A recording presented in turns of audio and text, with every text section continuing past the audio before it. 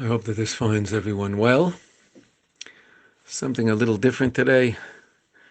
Kislev, Tes Kislev, Yud Kislev, Yud Dalet Kislev. Of course, next Shabbos is Yud Tes Kislev.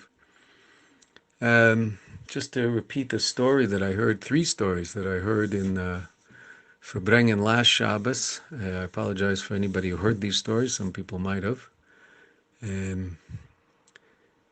A very close friend he was by the Rebbe for 10 days. And he was talking to Chaim Baruch Halberstam. Chaim Baruch was involved in WLCC, right? Chaim Baruch told him the following story. Chaim Baruch used to take the Rebbe's shoes to be polished when the Rebbe went to the oil, because the Rebbe's shoes were very old. We know that the Rebbe had the same pair of shoes for 20 years, and they were falling apart. And the Rebbetzin tried numerous times to get the Rebbe to wear new shoes. They bought new shoes. There were 5 pairs of shoes in the Rebbe's closet that the Rebbetzin showed someone the new shoes, but the Rebbe refused to wear new shoes and always wore these old shoes. And the one thing that the Rebbe would allow is that when the Rebbe went to the oil, so the Rebbe allowed them to take the shoes and polish them, because the Rebbe would wear the shoes for the oil from 770 in the car. And so Chaim Baruch used to get the shoes from Rabbi Groner, give them to Yonason Hackner, and Yonason would polish them. A friend of mine was sitting in the Verbrengen. Laser Lichstein was sitting in the Verbrengen last Shabbos. He said he was once in Yonason's office when the shoes came in. He asked Yonason what those are. He said, they're the Rebbe's shoes. He said, my God, my goodness, they're just completely torn. He said, yeah. He put his hands in the shoes. You could feel nails in the bottom. There was no sole. So one day, Chaim Baruch, he's telling the story to someone named Chaim Yankel Leibovich. Chaim Baruch walked into Rabbi Groner's office and said, I'm going to keep the shoes a little longer today because the Rebbetzin called me and asked me if I wouldn't take the shoes to a schuster and fix the bottom, without the Rebbe knowing, put a very thin layer of leather on the bottom so there'll be a sole on the shoe, an inside sole.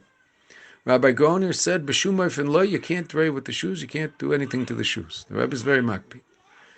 So he said, well, the Rebbetzin told me. So he called the Rebbetzin from the office.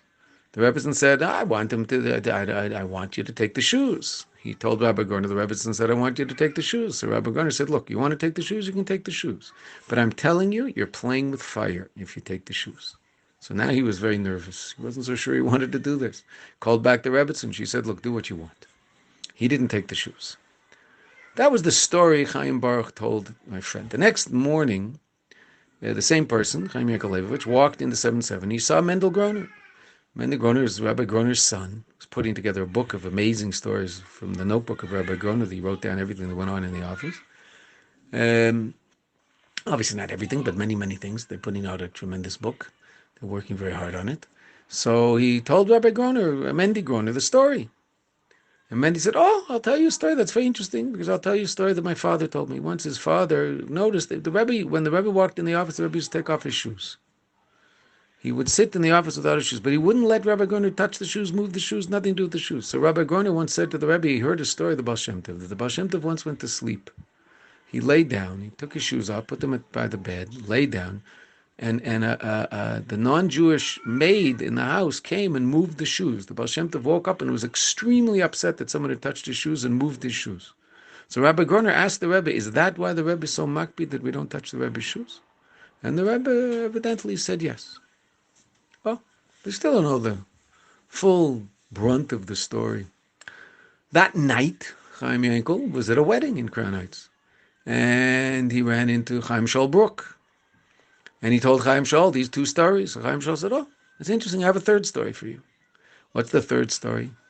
Now, this is an interesting story that he said, I've never seen it written, but I heard this story. I told the story to Rabbi Vichnin. Rabbi Vichnin said he had also heard the story many years ago, and for Verbrengen in 770, he heard someone say the story, but he's never seen it written. It would certainly be amazing to find the makar of this story, because it's the hinge around which everything else revolves. The story is that the Rebbe Shab and the Frierdiker Rebbe were standing on a porch in Rostov after the Russian Revolution, and the Bolshevik army was moving into Rostov, and there were hundreds and hundreds of soldiers. As far as the eye could see, there were soldiers. The Rebbe Shab looked at his son. He said, when's it going to end? Look at this. So many soldiers. So the Rebbe Frierdiker Rebbe obviously didn't know. And the Rebbe Shab said, Now, there's a machlokes whether or not he added the words in 70 years. That's not clear. So you should know those words might be in there, but I'll leave them out. The Rebbe Rashab said, a younger man with torn shoes will bring all this down. He'll bring down the communists. A younger man with torn shoes. 70 years later, the Soviet Union fell. Because this was in this conversation was a year before the Rebbe Rashab passed away. The Rebbe Rashab passed away in grayish years 1920. That's the revolution was 1917, and the Rebbe passed away in 1920, and the Frierdiker Rebbe became Rebbe. So of course it was in 1989 in the Gregorian calendar that the Soviet Empire fell, which was 70 years later. So whether the Rebbe Rashab said that then is unclear. But he definitely said a younger man with torn shoes will bring down the communists. 70 years yet later, that younger man with torn shoes, we know, brought down the communists.